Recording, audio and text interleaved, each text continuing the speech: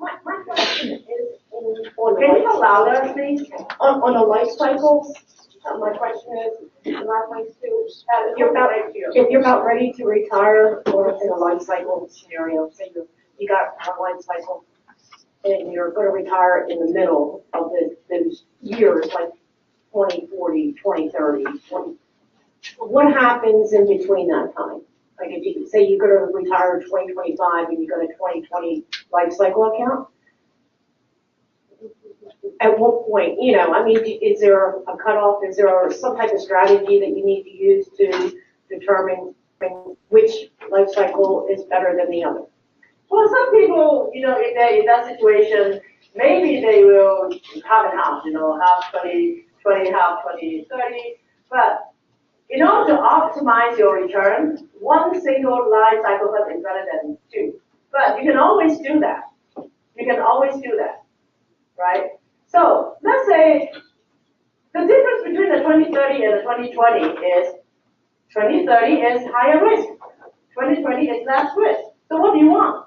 Nobody can answer the question except you. If you want higher risk, higher return, then it would be the one to move up. But the good news is we are actually working on having 5-year intervals instead of 10. And it's coming. We're working on it. So then it will be 5-year interval for each life cycle fund. Okay, but if you retire, future planning, we're doing. If you retire in 2028 and you've got a 2030 fund, are you penalized for taking that money out earlier? There's no. The life cycle fund is to help you to invest the way that you want it. You can always get out of the life cycle fund, or you can actually start growing money before that 2030. That number is telling you when that fund will be mature, and the money will roll into the life income fund. It doesn't mean that when you retire before that, there is penalty. No, not that at all. So it's still accessible? Yes. Okay. Yes. You have a question? Oh, okay, thank you. All right, okay. All right, now, let's talk about preparing for retirement. So if you are, going to retire soon in a few years, then these are the information, right? Number one, have you saved enough money for your retirement? Now, go back to that ballpark estimate, right? If you think that you may not have enough money, then you may need to start, redoing your contribution limit to make sure that you have enough money when you retire. All right. So now, contributions.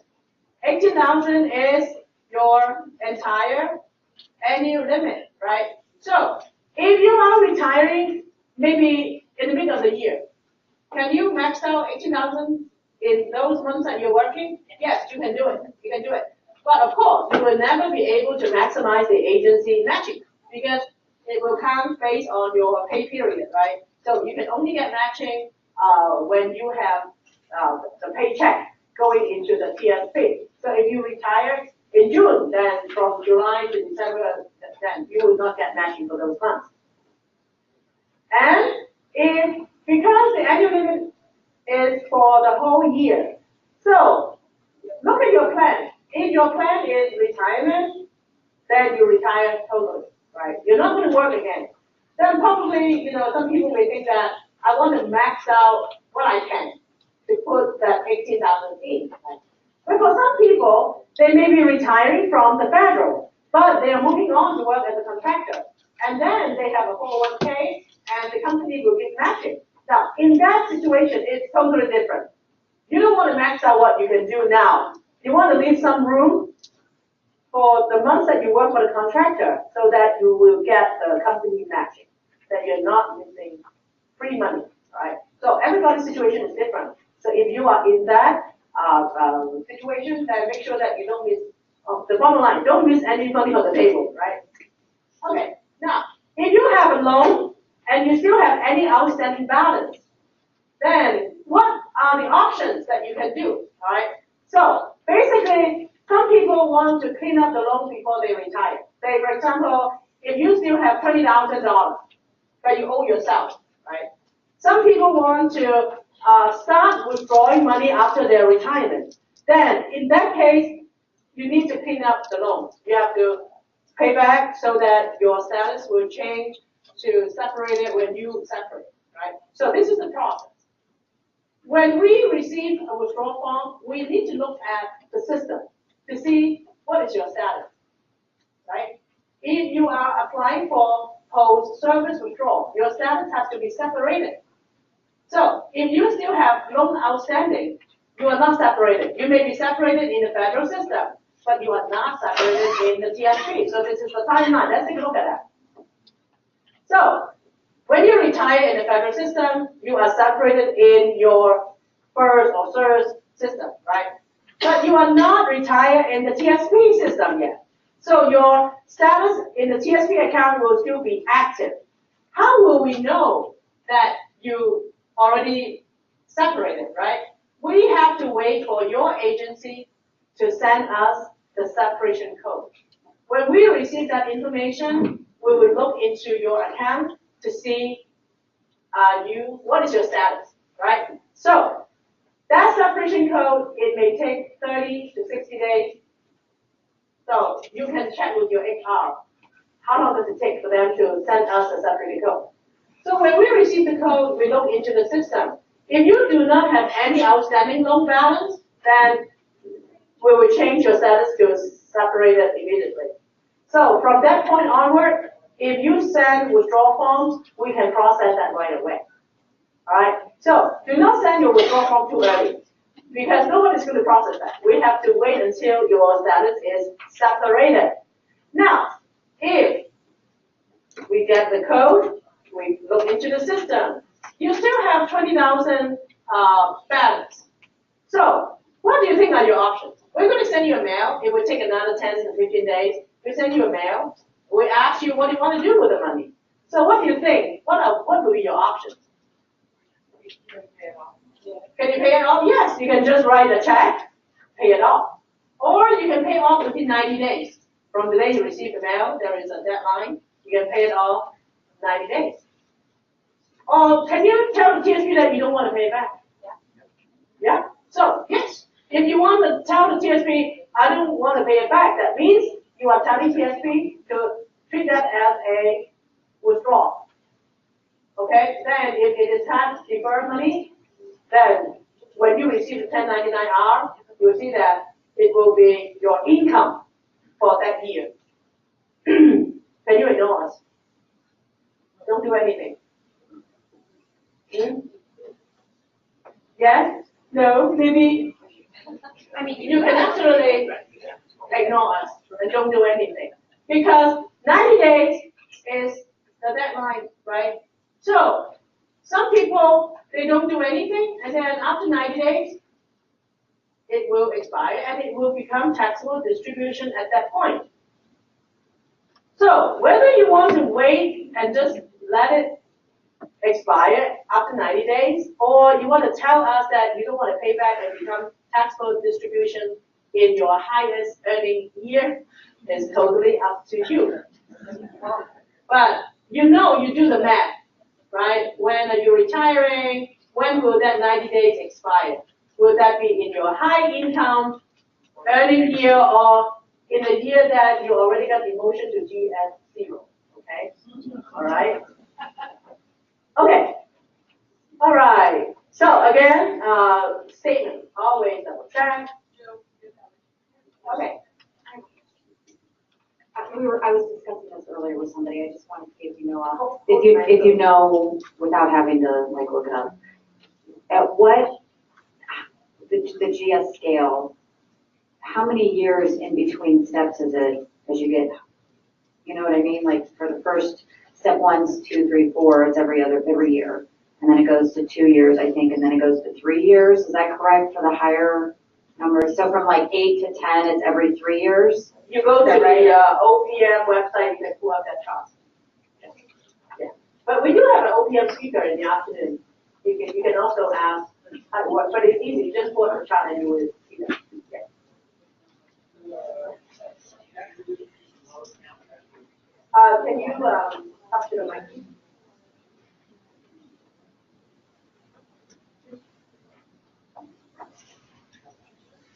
Does a taxable distribution of a loan count as a partial withdrawal? Actual distribution, no, it will not count as a partial withdrawal, no. We'll just send you the 1099-R. Any other questions? So let's move on, okay? So now we just talked about the different things, the preparation for retirement. Now, retire. Now you retire, then you can have the retirement income option. So first of all, you do not have to take anything out from the TSP right away if you don't want to, right? If you are retiring at 55 years old, you can, of course, take the money out of the TSP if you want to. But if you don't want to, you don't have to do this. Because you can actually keep the money in the TSP until the RMD kicks in, required minimum distribution, that will be 70 and a half. And we will talk about that in detail. So basically, when you retire, if your TSP account only have $200, it's time to let you go. We'll cut you a check, alright? So if you have more than that, then you still have your TSP account, and then you have the different options. Alright. So now, number one, there is no requirement that you have to take everything out right away. Okay. So once you separate, you can still transfer or roll over money into the TSP. Alright, so we talked about earlier on that if you have eligible retirement money, and if you want to save some cost, you want to move that into the TSP, you can do it either when you're active or after retirement. You can do it anytime you want, as long as you still have a TSP account. So when will you not have a TSP account? It is when everything is gone. Right? So that means if you have $200, we let you go already, then you do not have a TSP account anymore because it will be closed, right? Okay? All right. Okay. So, all right. Okay. Now, let's talk about post-service withdrawal. Basically, you have a one-time partial withdrawal. So if you have not taken the 59 and a half, now this is the opportunity that you can take out some of the money first, and then leave the rest of the money until later. So the first time you talk to the TSP is a partial. Then the next time when you talk to the TSP, we call that a full withdrawal option. It doesn't mean that you are taking everything out from the TSP. It only means that you are telling TSP how do you want to structure 100% of your account balance. Okay, the full withdrawal option means 100% of your account balance. How do you want to structure that? You can do monthly payment, or you can do like annuity, or you can take out a lump sum and clean up your account. Or you can do a combination, have some for monthly payment, some for life annuity, and some used for a lump sum. Okay? So, if you start the full withdrawal option, can you go back and do the partial? No, right. So, if you're planning to do both partial and full withdrawal, then you have to take the partial first, then full withdrawal. But some people skip that. They don't even care. They don't need the partial. They will just wait and wait until when they're ready, they will start the full withdrawal option. I saw that you have a question, yes. Yes, on the previous slide, the additional IRA roll over into the TSP after separation. Is there a rule that IRA has to exist prior to separation, or is that something that It has to be existing prior to the separation. Okay, the question was, the traditional IRA that you had, that you could roll over into your TSP after separation, does it have to be, exist prior to separation, or is this an IRA that you can have or have established after separation? You go to work for another company, and then all of a sudden you want to add money to your TSP because the IRA is not. Oh, actually, I move that over? I do not know that answer. I'm sorry. I need to double check that. I have a question. Where's the answer? Okay. I will get back to you. On that same slide, you were saying, Which one? Is it this one? Well, it's the one that talks about transferring your traditional IRA into the TSP. Oh, that is a slide in the last deck, right? Okay. Okay, I can't go back there. So I'll just ask you a question. So what's the question? Okay, what is the reason you cannot transfer the a Roth into IRS, TSP. IRS rule is not TSP. IRS don't allow me to do that. I know, why? I don't know. Because it's too easy to manipulate the system. You could create a fake Roth IRA and put it in there. I can research more on your question, but right now, I don't want to pick an answer. I don't know why. Okay. All right, so let's continue. Any question about this before I move on to the details? Okay. All right. Now, partial withdrawal, it works just like the 59.5. All right. So basically, you fill out the form and then you can just do it. So partial, you can cash out, pay tax on the taxable amount, or you can transfer it out. All right, you can transfer it out. Now, if you are talking to a financial planner who want you to move the money out, because by that time maybe you have at least $500,000 or 300,000, whatever, right? So it is quite reasonable that they say, hey, why don't you move the money out from the TSP and do something with me? I have 1,000 fund choices, whatever they say there. So make informed decision. Ask questions. What would be the first question that you want to ask? This is my thought. How much do you charge? How much TSP charge? 38 cents per thousand. How much do you charge? If they tell you how much they charge and you are happy with that, you don't have a problem, then one check, right? So next question. TSP does not have any commission earner. We're all federal employees, right? So then I think you can also ask, on top of what you just told me, that 1% or whatever percent, do you have any other charges? For example, annual payment, any commission, any whatever kind of charges. Take it down, right? And if you're happy with that, another check.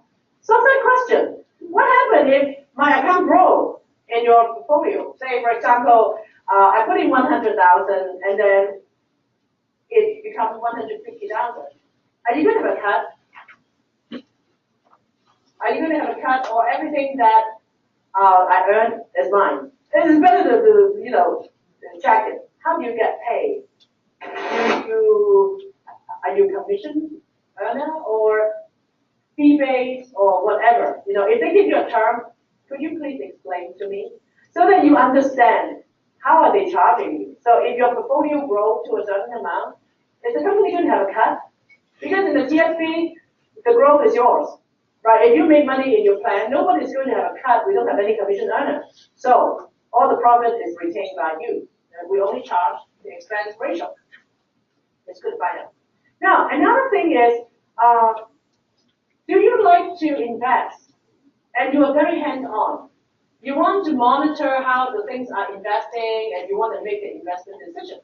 So if you are that type of person, then I think it's good to find out who is going to make the investment decision. If you don't care, then it doesn't matter, right? But if you are a very hands-on investor, then if they say, no, the company will make the decision, you are not part of the decision, then you may not be too happy about that answer, right? But if you don't care, then it doesn't matter. But at least you ask. So another thing is, if you want to start, taking periodic payments from that account, and then at some point of time, you want to clean up the account. You do not want any more payment. You want to just get everything out. Clean up the account, do something else.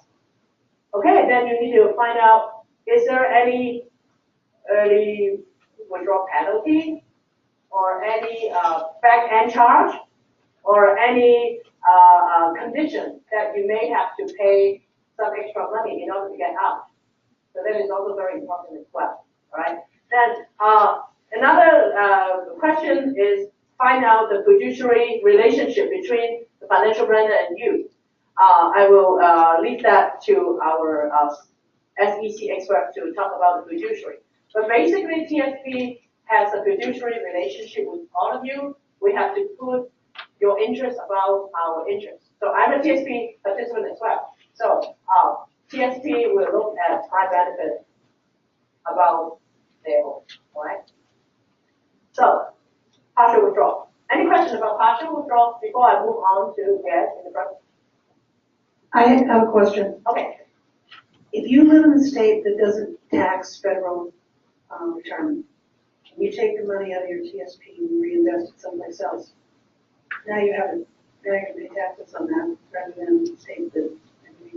Okay, federal retirement, no, federal tax and state tax, they're different. Correct. Yeah, for your TSP money, it will definitely subject to federal tax for all those tax deferred amounts. So if you're living in a place where they do not have state tax, then again, then you don't pay state tax on your income, right? But if you took the money out of your TSP, is it still federal retirement if you invested it in another? Oh, okay. Is your question? Let me rephrase your question. If I have TSP money, I took that out, but I'm not cashing it out. I'm transferring it to eligible plans. Then it's not a taxable event. If you do direct transfer, you're just moving money from one place to another. You are not cashing it out to spend it. You do not have the use of the money. Then you don't pay tax during that process. You only pay tax when you take the money out from 10B.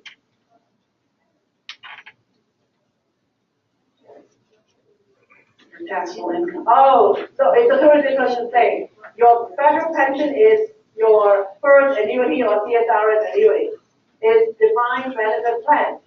TSP is defined contribution plan. So it is not your pension. It's your extra savings outside of your federal pension. And all the money that you have not paid tax, when you put the money in, it will be subject to federal tax, but it is not your pension. But state tax. It's federal income tax. But not state. Because some states don't tax your federal retirement. So is your TSP considered your federal retirement? No, TSP is your investment. So Yeah. even states that don't tax federal retirement would tax TSP.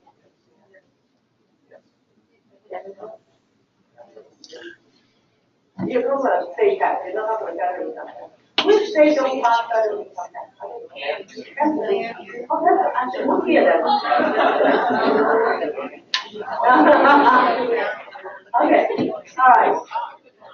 Okay, are we good? Can I move on? Okay, all right. Okay, question, Mike? Yeah, okay. Now, I'm not a tax expert, so I cannot answer any tax questions. So if you say, okay, Kansas City, we don't charge federal, okay, that is the rule for Kansas, right? But the answer is not from me because I don't know. I only know that for the TSP money, if you have not paid tax when you put the money in, when you take the money out, you pay tax. Bottom line, you pay tax. Because this is not your federal retirement, it is your investment, okay? I can only answer TSP questions. Okay, all right. So now let's take a look at full withdrawal options.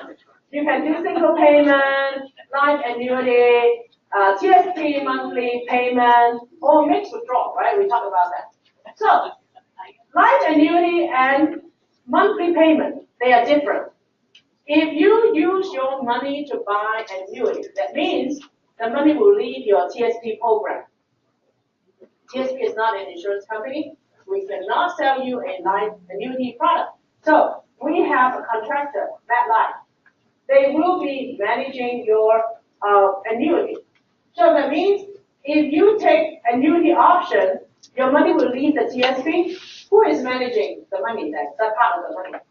MetLife, not you. All right? And annuity is irrevocable. Once you take out that annuity, then all the terms will stay forever. You cannot go back and change that. Now, monthly payment is different. Monthly payment is still inside the TSP program. You are managing the investment. Okay, so that is different. All right, let's take a look at all the details. Now, single payment. It's also referred to a lump sum, right? Some people will structure the single payment as part of their mixed withdrawal. Some people may just cash out 100% as a lump sum.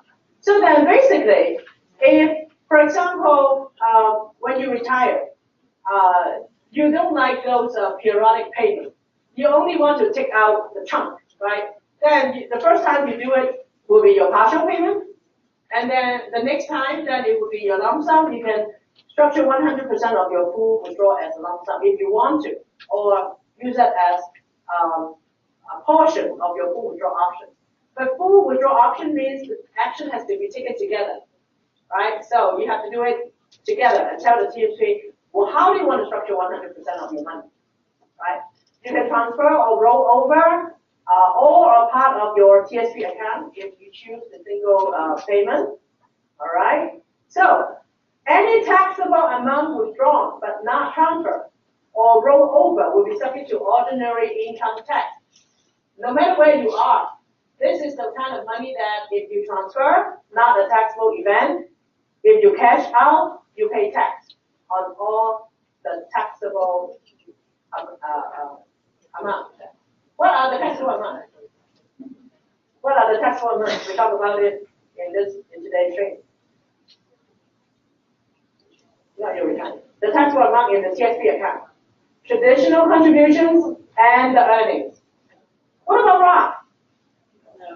If you meet the qualified rule for the distribution, if you have the 5-year rule and you're 59 and a half, then the Roth will be totally tax-free. I'm only talking about earnings. Roth earnings. Okay, repeat again. Roth. The money that you put in, you already pay tax, it will not be taxed again. The earnings, if you meet the qualification, what are the two rules? 5-year rule, 59 and a half. If you meet that, tax-free. If you don't, then it will be taxed just like ordinary income. Okay? All right. Okay, good. Now, life annuity assures income for life.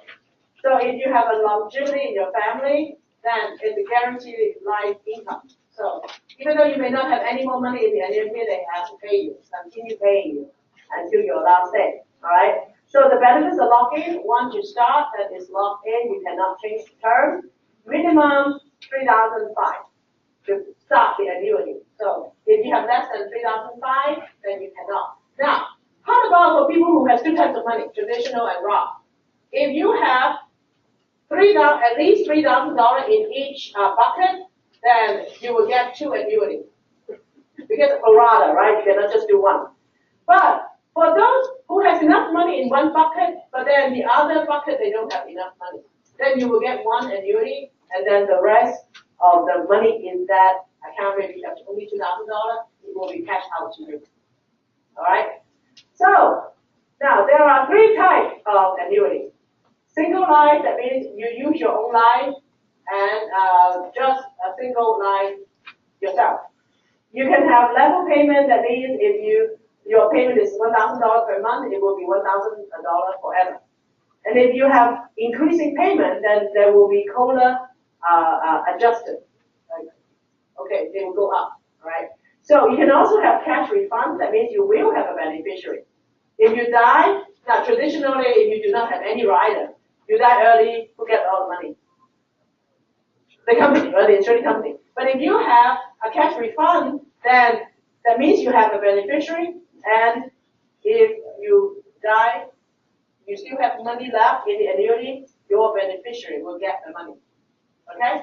So you can also do a 10-year certain to ensure that there will be 10 years of payment, even though you die early. Say, for example, if you have an annuity and unfortunately you pass away after 4 years, then you will have a beneficiary. That person will continue to get 6 years of payment. Okay? That is single. Yes. Any of these options cost us anything? Of course. The more rider, so the question is, will that cost us anything? Of course it will cost you anything. It will cost you money. But don't ask me how much, I don't know. But when you look at the table, then you will see that the more features that you add, then you will get less monthly annuity per month. All right, you can see that in the retirement income calculator. All right, now joint life with spouse. If you are married, you have a spouse, you can add your spouse as a joint annuitant. You can get 50% survival benefit or 100%. 50% survival benefit means when one person dies, the other person will get only half of the money that they're supposed to get. So you can also have level payment, increasing payment, and also cash refund option. Now let me give you a math question. Say, for example, I am the TSP participant. The money is mine. My husband is not a TSP participant, but I add his name, join together in one joint life with spouse. Okay? We are getting $2,000 per month. Now, remember, the money is mine. The money belongs to me. And John and Newton. If my husband passed away, and if our plan is a 50% survival benefit, will that affect my $2,000 annuity every month? Who's that? Yes? You got it. Yeah. It doesn't matter who died first. It doesn't matter who has the money, right? When two people join together in that joint annuity, whoever died first, the other person will become the survivor. So if you only have the 50% survival benefit, then that means one person died, the other person will have 50. So if you have 100%, then it won't change. Okay? So join life without survivor. You can also join life with a unknown spouse, but that person has to have insurable interest. For example, a sibling that you have to take care, or maybe one of the minor, your children, stuff like that. Now, if you are single, then you can just do the joint life without a survivor. But if you are married, but you want joint life with someone else, it's not your spouse, then your spouse will have to agree to that before you can do that. Okay? So you also have 50%, 100%, all right? But if your joint life and Newton is 10 years, have 10-year age difference, then you can only do the 50% survivor benefit. All right, are we good with annuity? Who controls the investment for annuity? Insurance company. Is the plan irrevocable, or when you see that the market interest rate go up, say now? Right now, the annuity interest rate is around 2%, right? So when you after you take out the annuity and the market interest rate go up to like 8%, can you change? No, because it is irrevocable. You got it. All right. Okay. But is it a lifetime guarantee? If you live beyond 110 years old, do they have to pay you? Yes, they will pay you until the last day.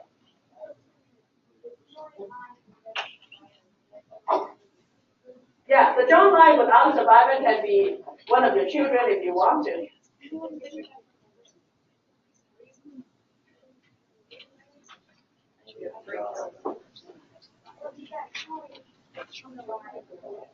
You can buy free annuity if you want. Yeah, you can buy free. Okay, what's the question? I think the question is, if she gets to do it, she dies, survivor. Yeah, that's exactly how joint life is.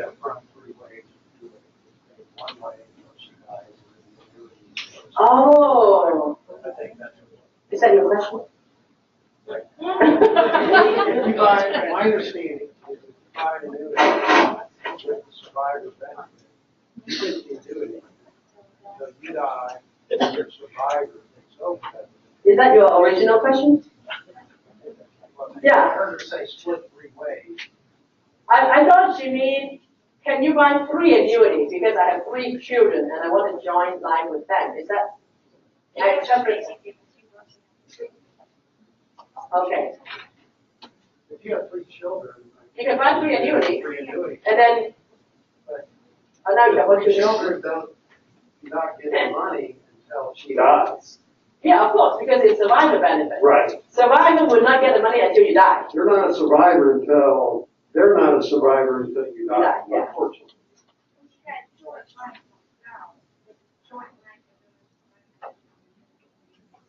And your spouse doesn't get the annuity until you die. So if you are married, all right, if you join life with a spouse, then the survivor will be your spouse, right? If you join life with a spouse, and then Maybe that should say joint life with surviving spouse. that's not the term. That's meant to be, because you can That label, I believe, is meant to be that you can designate somebody other than a spouse to be a survivor. That is other survivor. Right. But everything has to be set when you take out the annuity, because it's irrevocable. Say, for example, if you want to have one joint life annuity with your spouse, then it will be the middle one, right?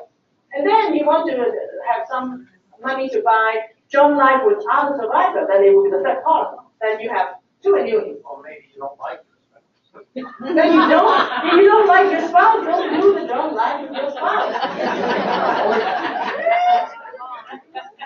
All right?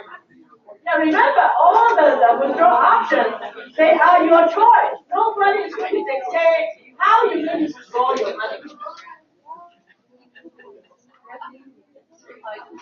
Okay, I'll get to that. The question is, if I do a single life, I will get to that. All right, so now monthly payment. Where will your money be if it is monthly payment? Inside the TSP account. Who will make the investment decision? Okay, so we have two types of monthly payment. The first type is fixed dollar amount.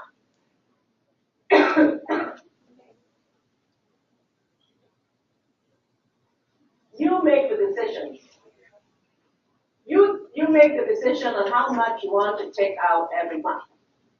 The minimum is $25. You can change your dollar amount every year. You may transfer the monthly payment to an IRA or another eligible plan. If they are falling into that eligible transferable amount, I will explain that a little bit. So, you may also be able to adjust the amount of the tax withholding, and I will get to that. So, you can also change your direct deposit information.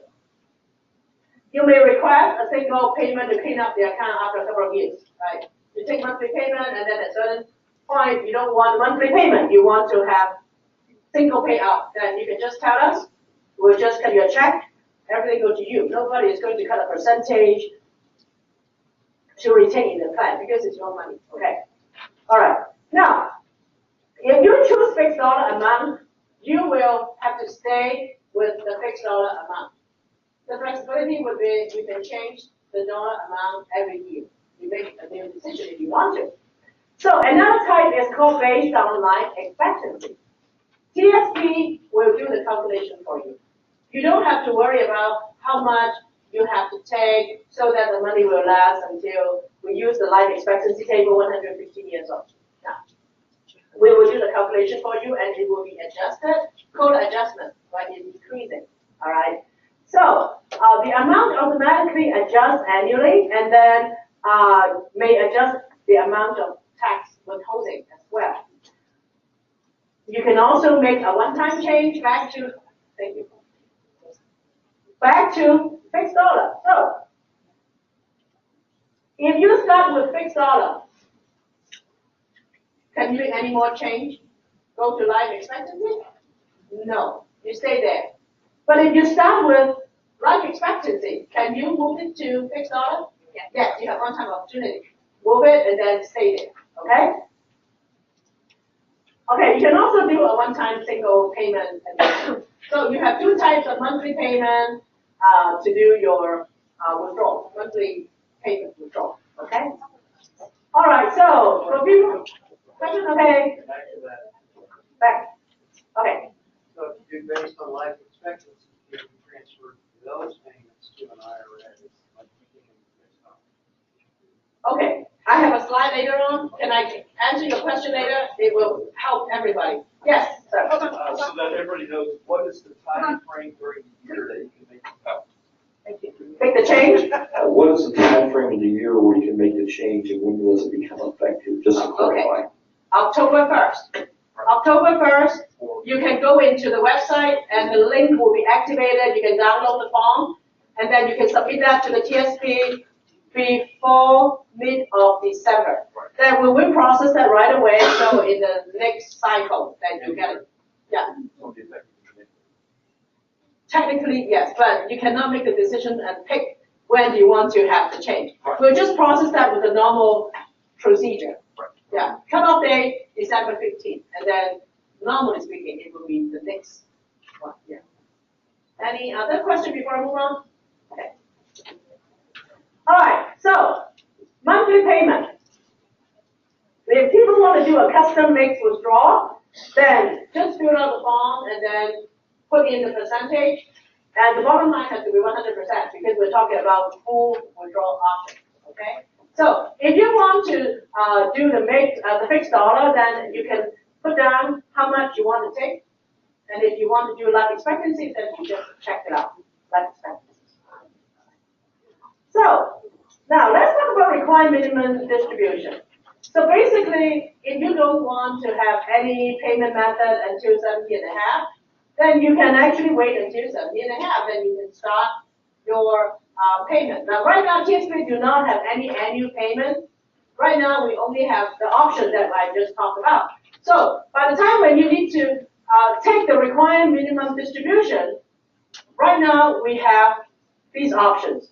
So if you take a lump sum, clean up everything, then there will not be any required minimum distribution because you don't have any more. You already took out everything, right? But if you still have amount in the account, then you can use monthly payment or annuity, to take care of that. All right. Now, so you have to separate it because if you're still working, don't worry about it. Required minimum distribution will not kick in if you're still working up to 70.5. So, April 1st of the year following your 70.5, that is the absolute deadline for the first distribution. All right? So, every year you have to take RMD. And everything will be based on the IRS table. All right? So, now, this is the timeline. When you're 69 years old, we will send you a mail. We will remind you that you are going to be 70 next year. All right? So that's why it's very important that your address is right. Because if we send you a mail and it bounces back, we send you one more time. If it bounces back, then you're off the list. We won't send you anything. Right? Make sure that your address is updated. All right? Now, while you are still in service, you update your address with HR. After your separation, you do it, you're on your own, right? You can either go to TSP and download the form, or you call the print line. It's easier to call the print line than ask them to do it. So, this is the timeline. 69 years old, we send you a mail. When you receive the mail, please pick up the phone and call us. Tell us how you want to structure your payment if you have not done anything, all right? So, what happened if you do not remember? This is how it works. Remember 70.5? Okay, and then for the first R&D, you have April 1st, until April 1st, to take your first R&D. But if we have not heard from you until that time, we will cut you a check in March to fulfill the first R&D, because we don't want you to be fined. The penalty is 50% of the amount that you're supposed to take. Plus on top, if that is your tax deferred amount, you have to pay tax on top of that. So this is just a penalty, right? 50% is the penalty. So you will get your first check, and then we're done. We will not send you the second check. You will have to contact us to start structuring your withdrawal, okay? Monthly payment or whatever. Now, in December, you are due to take the second R&D. So basically, the April 1st extended deadline is for you to make sure that you don't get a penalty. You have a few months to work on it, right? So when we send you the check, when do you pay tax on your first R&D? In your second R&D year, because you actually received the money in March. But at the end of the year, before December 31st, you are supposed to take the R&D for the second year. Then, are you going to pay tax in that year? Absolutely. So, are you going to pay tax on both distribution in 1 year? Absolutely. Right? So, then, now if you have a small account, then it may not be, a big surprise. But if you have a big account. Like, for example, we have, a few months ago, we looked at how many millionaires do we have. We have 10,000 TSP millionaires. Now it's going up. We have more. So imagine if you have a lot of zero in your TSP account balance, then your R&D relatively will be higher than if you're paying tax on both distribution in 1 year. You may be paying a lot of tax because you also have other income as well, right? So how do we calculate how much you need? So uniform life table, right? This is IRS. If you go to IRS website, you can actually pull up the same table. Distribution year, distribution period is a factor. It's the number of years. This is not the percentage. So that means when you're 70 years old, IRS will expect that you have 27.4 years to take out the money gradually to fulfill that R&D requirement. So when you're 115 years old, then your distribution period is 1.9 years. Okay? Now, so how will that be calculated? Basically, R&D equals, so the amount of R&D equals to your account balance of the previous year divided by distribution period. So if you convert that into percentage, then you're looking at first year 70.5, around 3.65%, second year around 3.77% of your remaining balance. Okay? So how does it work? If TSP is having monthly payment and I have to do the R&D, how does it work? Okay, now, if you are choosing the life expectancy calculation, monthly payment, then everything will be factored in. We will do the calculation for you. So by December, you would have taken enough R&D throughout the whole 12 months of payment if you're doing the life expectancy. Now then, at this point, I want to share with you a story. One day we received a call from one of our TSP participants. He's retired, he's taking monthly payment, and he's not happy. He said, "Where is my Christmas check?" What is the Christmas check? Nobody knows what he's talking about. What is Christmas check? I work for the TSP and I don't know what is Christmas check. So we look into his account. We know what he's talking about. So this gentleman retired many years ago, and he started fixed dollar amount for many, many years. He is a big TSP millionaire, so he has a lot of money in the TSP. And he offered fixed dollar, and he has been taking $25 for many, many years. So 25 times 30, $300, right? So every year he's taking $300. But we look at that. If you have $1 million, 3.65%, that equals to 36,000 something, right? So if you only take $300, then there is a big shortfall. So what we do is every December we look into the system. We do a sweep to see who is 70.5, who needs to take RMD, how much they have taken over the years, because a lot of people do fixed dollar, right? Then what is the shortfall that he needs to fulfill before he gets this big penalty, right? So we will cut a check in December, supplemental check, to help people who have not taken enough money. We send them a check so that he fulfills the requirement. So this gentleman actually has been doing this. So every year we send him Christmas check. So what happened was, in the last October, he went in and he made the annual change, and he actually took a lot of money every month. So by December, he already took enough money. So when we do the sweep, he's not on the list. That's why no Christmas check. All right? Okay? So whether you do life expectancy or monthly payment, you will be taken care of, because we will do that. Christmas check. Okay? Christmas check is not the end of it. All right. So now, before you make a plan to withdraw, it's always good practice to do some planning, right? So in the TSP financial calculator manual here, you can see that there is a retirement income calculator. Right. Now, in our first session, what financial calculator that you use to see how much you're going to get? how much will my savings grow, correct? So you can actually, go home and start doing this.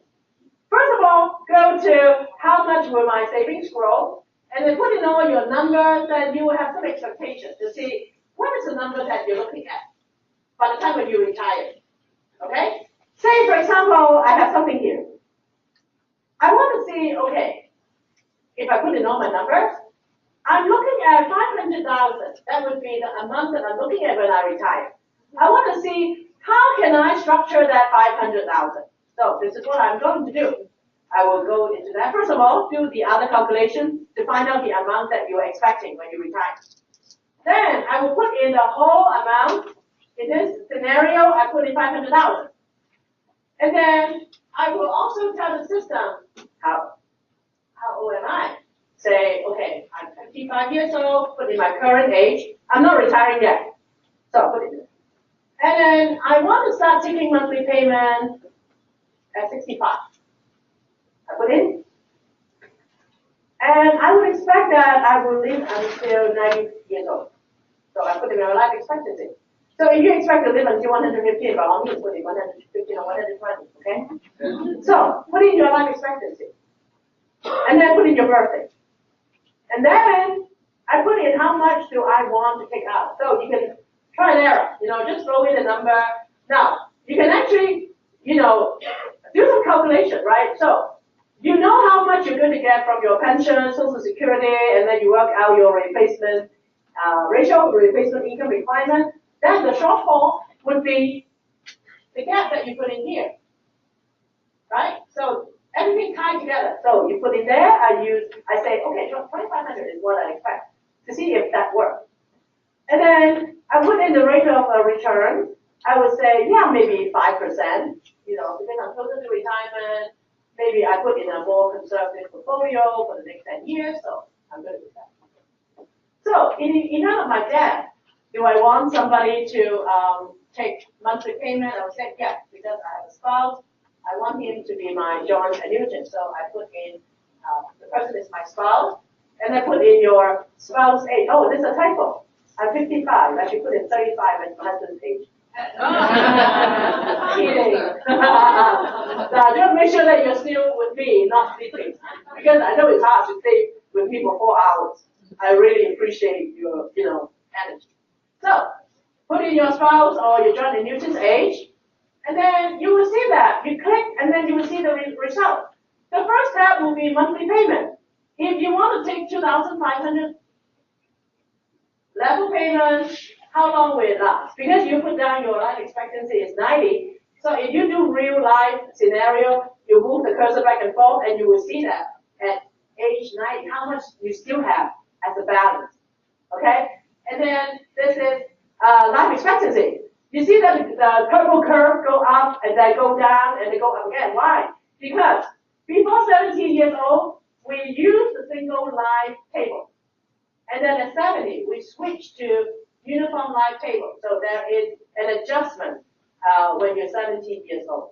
All right. So this is just an idea. Then you will know that how long does it, will your money last? Sometimes some people put in a higher amount, and then the green line will stop here. That means you are taking too much money from your account. So if you check combined, that means you can see this graph, and you can also see the table. So if you scroll down, then you can see every year how much is the withdrawal, how much will be, because you're still investing, right? You're making decisions to let the money continue to grow, and then the total amount account value.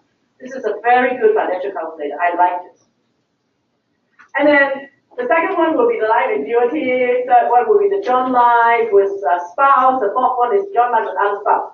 So basically, you can see that there's different options. Survival benefit 50%, 100%. So you can check and uncheck to see, the different options. Good practice, if you like, print it out so that you can open the file and then you can, get some record. This is the plan, and then, do some different scenario, $5,000, $2,500, whatever. Then you can have an idea. All right. Okay, so this is the table portion, and you can actually see the numbers. Now, that gentleman asked me a question. Will all these things cost me? Yes, of course. So you can see that, say, for example, if you take 100% survivor benefit, if your annuity is 1,550K, then if you do 50%, then you're getting 2,367. That means the more rider you add, you're getting less monthly payment. So this is a guideline for you to do a comparison. Okay, so we can switch to slide number 4. Any questions? Yeah. We have another 30 minutes and we're done. Yes. So if I choose single life and I have a designated beneficiary that is a minor child, do I still have to select an annuity, or would they, as beneficiary, not inherit whatever I have left over in TSP? Okay, backtrack a little. I didn't dissect you. I think you have a different part in your question. You have a TSP account. You have your beneficiary on the phone. Yes. Then when you die, the person will get the money. So I would not have to select an annuity. No, you don't have to. I'm not there yet. So as long as you have a beneficiary, the person will take your money. You can control who gets the money. Okay, I've got a question here. Okay. All right. It's my understanding, I just wanted to confirm that when you take these withdrawals, you cannot direct the TSP to take the money only out of the G fund or the F fund Exactly. You or got the it. C fund. Pro rata. It's pro rata Everything based. coming out from the TSP is proportional. That means if you have different funds, it will be coming out based on the percentage they have. If you have traditional and Roth, it will be coming out based on the proportion. You cannot say, I only want to take traditional, I want to keep my Roth, TSP money, and let it grow. No. Pro rata. Right now, this is the current system. Okay, so second question is, and I understand if you don't want to talk about this, it's my understanding the TSP board is going, or has voted to loosen up some of these withdrawal options and are lobbying Congress to pass a law to provide more flexibility in I can talk withdrawal. about it because we already have a bill is on the hill right now, and we just wait for Congress to confirm. Right. It's in. We actually over the past 2 years we did a proposal. We did a lot of research in the marketplace to see what are the other the practice of the other practitioners. So we did a proposal. It passed our board, and then now everything is with Congress. If you track the news, if you type TSP additional withdrawal option, then you can pull up the bill. It's right there. It's a bill right there.